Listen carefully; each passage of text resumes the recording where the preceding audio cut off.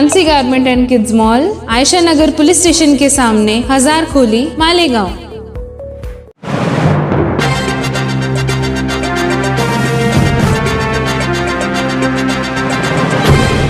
देखते रहिए the prime news Abdul Rahman के साथ।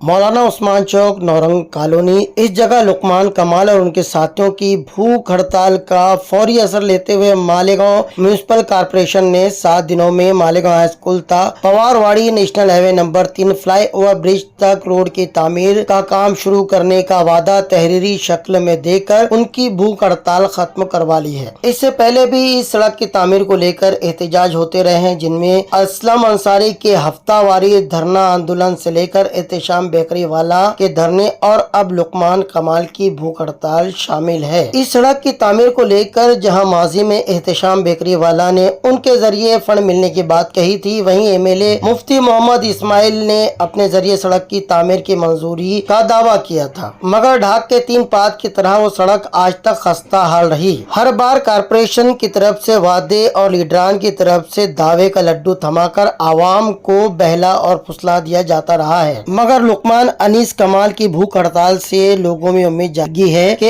अब शायद सड़क का काम शुरू हो जाएगा। बारिश ने इस सड़क से गुजरते हुए लोगों की परेशानियों में मजीद इजाफा कर दिया है। सड़क के बीचों बीच खाई नुमा गड्ढे हो जाने की वजह से सड़क का एक बड़ा हिस्सा नाकाबिले इस्तेमाल हो गया है, जिससे लोग बच बचा कर सवारियां लेकर गुजरते देखे गए हैं। जरी वाला पेट्रोल पंप के पास सड़क पर गड्ढा इतना बड़ा हो गया है कि 2 रोज पहले इस गड्ढे में भरपूर पानी जमा हो जाने की वजह से एक मोटरसाइकिल सवार को अंदाजा नहीं हुआ और बीवी बच्चों मोटरसाइकिल समेत उस गड्ढे में जाकर गिर पड़ा। इस पूरे परिवार को मामूली चोटें भी आई। इस तालाब नुमा गड्ढे में उस शख्स का मोबाइल गिर पड़ा जो पानी ज्यादा होने की वजह से नहीं मिल सका है। ऐसे गड्ढों वाली सड़कें शहर में आपको जा बजा मिल जाएगी, जो आवाम के जरिए की जाने वाली 5 साला सियासी गलतियों का नतीजा है। याद रखे, कोई लीडर, कोई सियासतदान या कोई कारपोरेटर हमारा इस्तेसाल नहीं करता, बल्कि हम खुद ही अपना इस्तेसाल करवाते हैं। अपने आबा अजदाद के दौर से चली आ रही सियासी गलतियों को